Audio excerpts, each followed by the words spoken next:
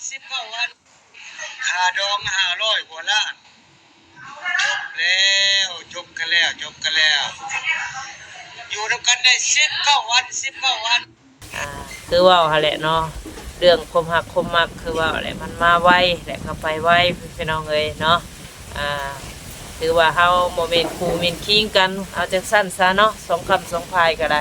บ่ต้องคิดหยังหลายเด้อเป็นกำลังใจให้ทางสองคำสองพายหั่นล่ะเนาะ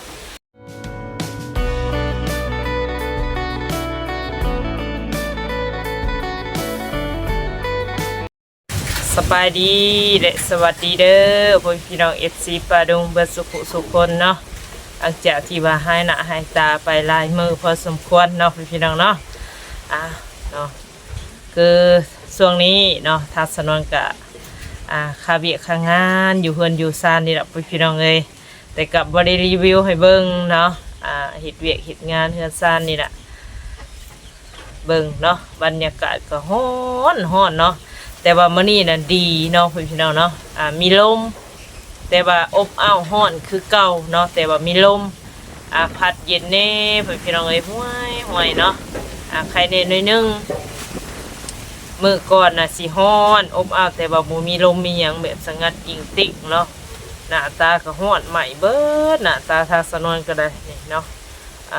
ออกแดง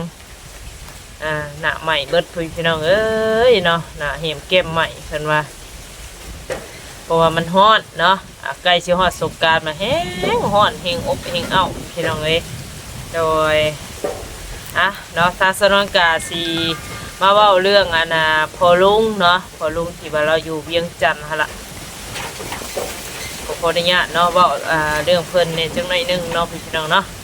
ได้ยินข่าวทางน้องเพิ่นก็คือว่าแหละตกใจเนาะแบบว่าเร่งร่วนเนาะก็คือ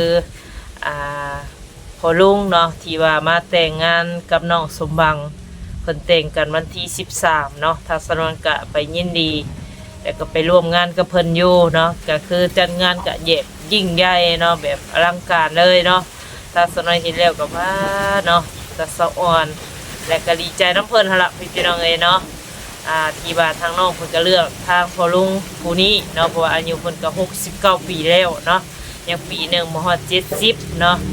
ก็มาเปรียบเทียบเนาะกับน้องสมบังนี่ก็สำลูกเลยก็สำลานสำเร็จค่ะเนาะเพราะว่าอายุน้องเพิ่นก็ยังน้อยยังนุ่มยังแน่นแต่ก็แถมยังก็ความงามค่ะเนาะยังน้อยยังแน่นอยู่อายุเพิ่นก็22 ปีพี่น้องเอ้ยทักษณกับไปงานเพิ่นกับรอบบ่ายๆเนาะเพราะว่าเป็นบัตรเชิญพี่น้องเอ้ยเนาะเป็นบัตรเชิญแบบรอบบ่ายเนาะเพิ่นเชิญไปแล้วก็ไปร่วมงานใกล้ชิดเนาะหมู่เพื่อนหั่นล่ะบ้านใกล้ชิดแต่ก็หลายพอสมควรหั่นเนาะตอนเช้าเพิ่นสิผูกแขนตอนบ่ายๆเพิ่นสิจัดงานบัตรเชิญหั่นล่ะเนาะทัศนวนก็คือว่าอะไรเห็นข่าวเลยก็โอ้ยเนาะก็ขอแสดงความเสียใจทั้งสองกำสองพายขนาดเนาะพายก็บ่อยากเสียหรอกเนาะพี่น้องเอ้ยบ่อยากเสียทั้งพายยิ่งก็บ่อยากเสียพายซ้ายก็บ่อยากเสียแหละเฮ็ดจังได้เนาะมันจำเป็นแล้ว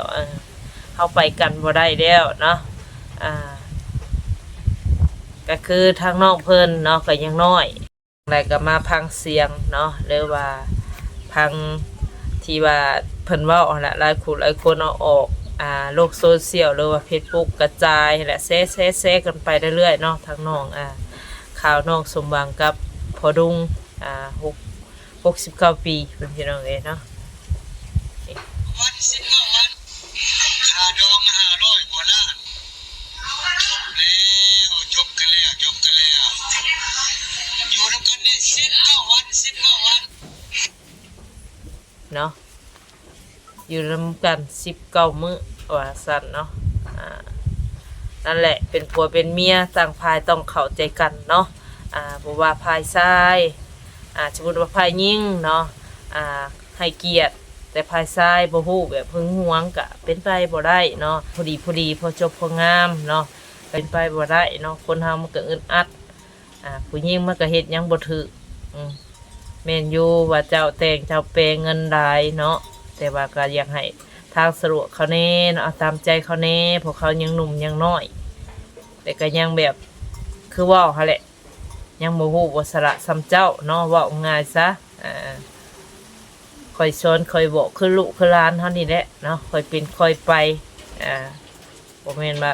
เจ้าก็อายุหลายแล้วบัดสิเอาแต่ใจเจ้าของมันก็บ่ได้เนาะอันนี้คือถ้าสนวนยกตัวอย่างเนาะบ่ได้ว่าให้ไผเนาะพี่น้องเนาะอันยกตัวอย่างผู้เฒ่ากับเด็กน้อยว่าซั่นซะแบบลูกแบบหลานเฮานี่ล่ะพี่น้องเอ้ยแบบเด็กน้อยเนี่ยเนาะเด็กน้อยบางคนก็คือว่าเนี่ยเขามักเพลงสตริงเนาะคือรุ่นกลางคือทางสนวนเนี่ยอายุ20-30แล้วก็มักเพลงรุ่นกลางๆเนาะเขามันมักเพลงสตริงไปหามเขามาให้เขาเปิดก็เป็นไปบ่ได้เนาะพี่น้องเนาะก็ปล่อยให้เขาม่วนย่ำเฮาม่วนเขาก็เปิดเพลงเฮาถ้าไปห่วงหามก็ไม่นั่นมันก็โอ้ยสังคมโลกนี้มันไปกันบ่ได้พี่น้องเลยยากอยู่เนาะถ้าเป็นแบบนี้มันก็ไปกันบ่รอดคือว่าหั่นล่ะต่างคนต่างพายต่างหันหลังใส่กันเท่านั้นเนาะจบให้พี่น้องเอ้ย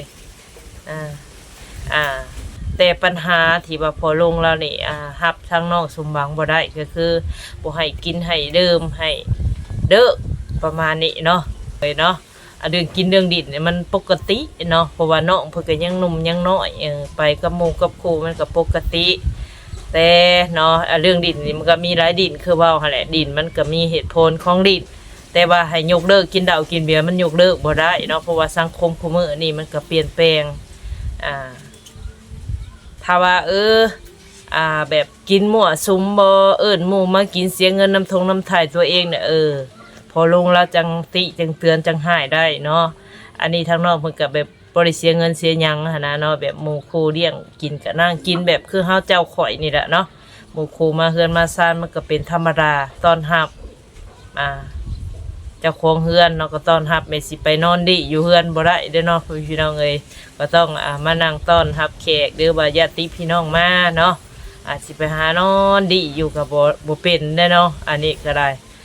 แต่ทางสนวนมาคิดมาอ่านเบิ่งเนาะก็บ่ได้ว่าในนี่แน่นั่นเนาะพี่น้องเอ้ยแต่ทางสนวนนี่มาคิดเบิ่งเนาะพอดงราสิน้อยใจทางน้องเพิ่นเนาะแบบให้ตัดขาดเรื่องดื่มเรื่องกินเนาะบ่มีไผตัดขาดได้ดอกเรื่องนี้มันเป็นสังคมเนาะเรื่องกินเรื่องดิบมันก็เป็นธรรมดาพี่น้องเอ้ยก็พอดีจบพอดีงามเนาะสังคมในบ้านในเมืองเฮามันก็มีงานแน่เป็นงานแต่งงานดองงานบุญงานเสริมฉลองมันก็หลายเนาะพี่น้องเนาะหรือว่าหมู่ครูมาหา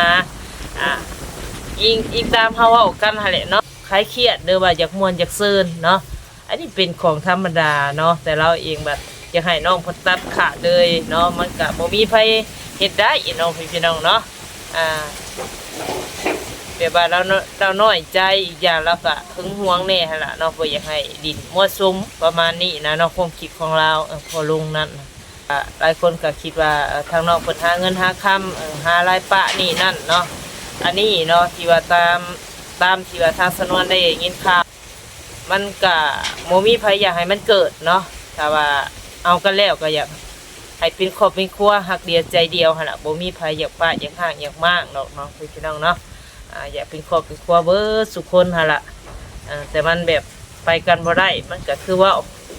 หั่นล่ะเนาะพ่อแม่ก็เพิ่นก็บังคับบ่ได้เนาะสองคนเฮามันบ่เข้าใจกันภายใดภายหนึ่งอยู่นํกันบ่ได้หั่นแหละเนาะพี่น้องเนาะสมมุติว่าภายยิ่งบ่ได้อยากเลิกภายชายอยากเลิกมันก็ชุดในหันเนาะมันก็ไปกันบ่ได้คือว่าเนี่ยพี่น้องเอ้ยเนาะ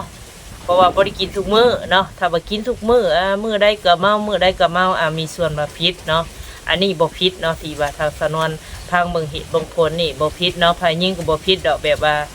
เพิ่นกินเป็นเวลาเนาะหรือว่าเอ้ยน้องมาสู่กินก็เฮาก็ต้องกินเนาะคนเฮาเนาะเอากันแล้วมันก็ต้องยอมรับในสภาพบ่ว่าข่อยได้เจ้าเนาะบ่ว่าภายยิงภายซ้ายเนาะสมมุติว่าภายซ้ายก็ต้องยอมรับภายยิงเนาะต้องให้โอกาสซึ่งกันและกันต้องให้เวลากันนะบ่ให้ห่วงให้ห้ามแนวห่วงก็จังห่วงเนาะแนวห้ามก็จังห้ามอันนี้มันบ่แม่นแนวห้ามหั่นนะพี่น้องเอ้ยเนาะสังคมยุคใหม่ มีแต่ม่วนกับม่วนเนาะซุมื้อนี้เนาะเป็นงานเป็นการใส่กับม่วนอย่างเดียวคือว่าอะไรเป็นงานเป็นบุญเป็นหยังมีเสียงตู้ขึ้นไปก็ฮ้วยขึ้นแล้วเนาะม่วนแล้วก็เป็นไปตามงาน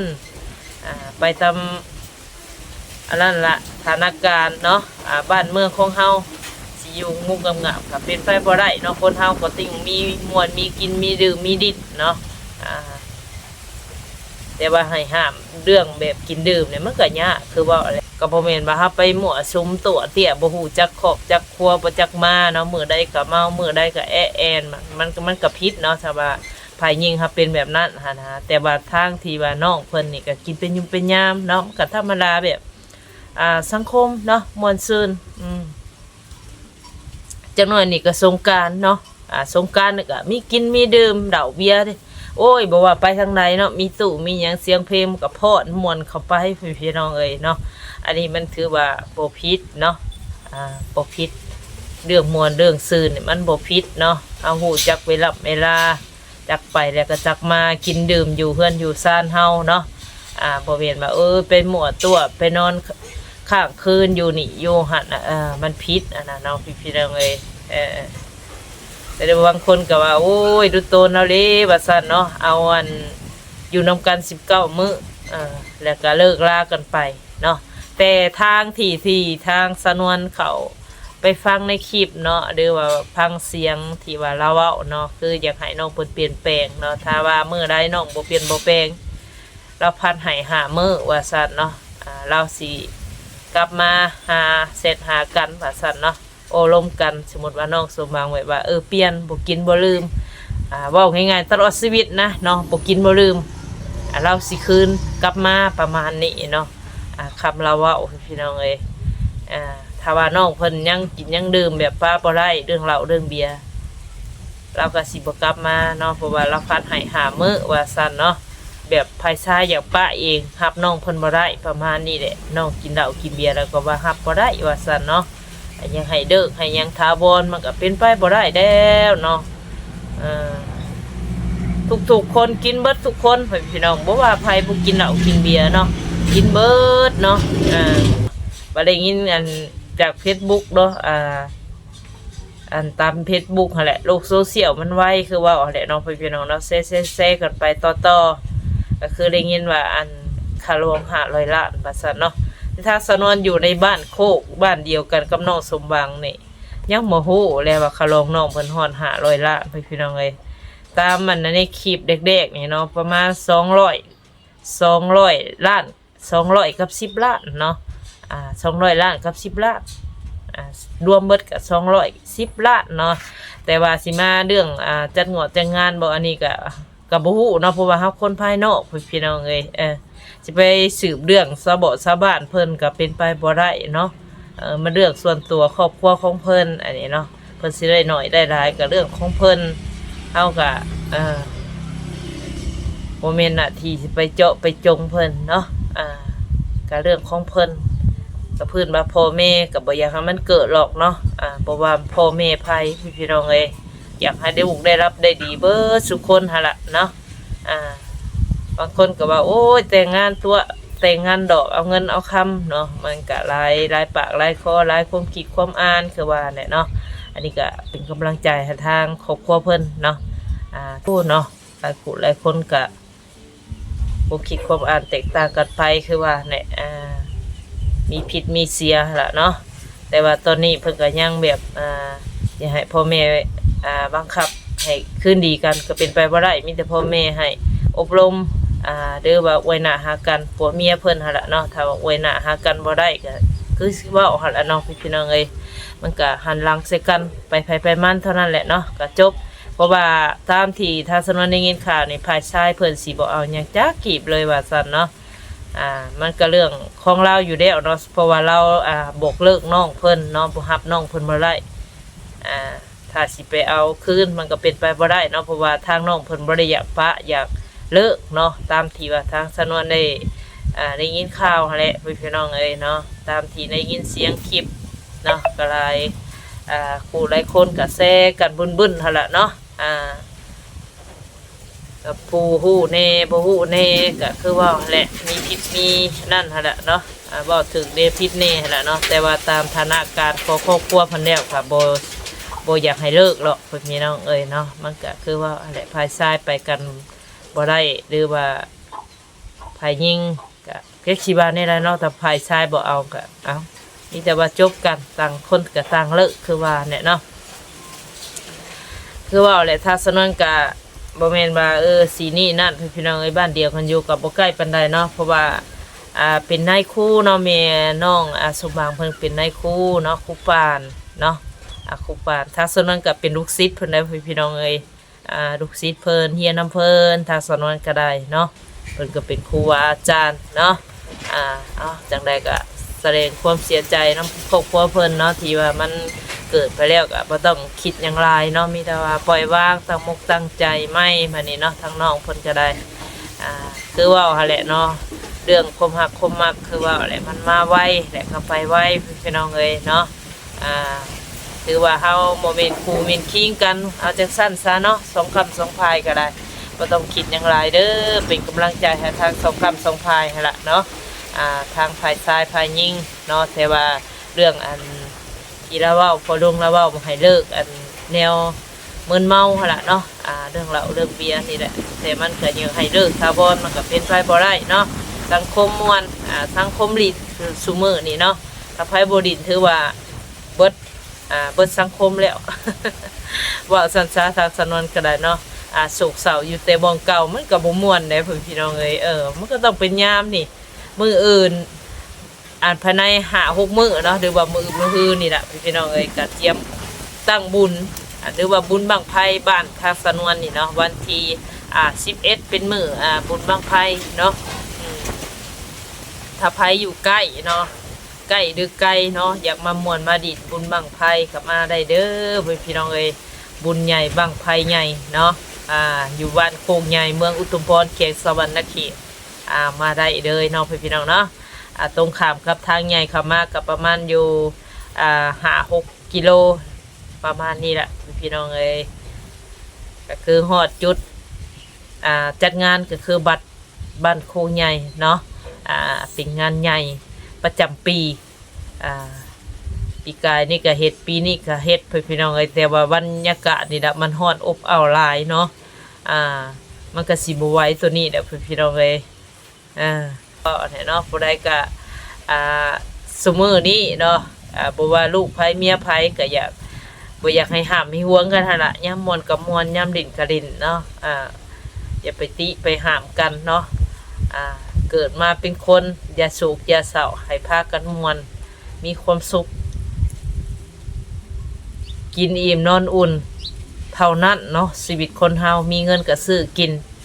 ถ้าบ่มีเงินก็คือว่าแล้วเนาะพี่น้องเอ้ยก็อุกใจอยู่ได้เนาะดินก็บ่ม่วนคือว่าน่ะ เนาะจังไรคลิปนี้ก็สิประมาณนี้เด้อพี่น้องเอ้ยจังไรก็บ่ผิดบ่ถูกก็ขออภัยขอโทษขออภัยและเบิดสุขคนเนาะเว้าบ่นัวหัวบ่มั่วที่พลาดกันใดก็คือเว้าหั่นล่ะขอโทษขออภัยพี่น้อง FC ปาดงเบิดสุขคนเด้อเนาะจังไรคลิปนี้ก็สิประมาณนี้เด้อพบกันคลิปหน้าพวกเราสบายดี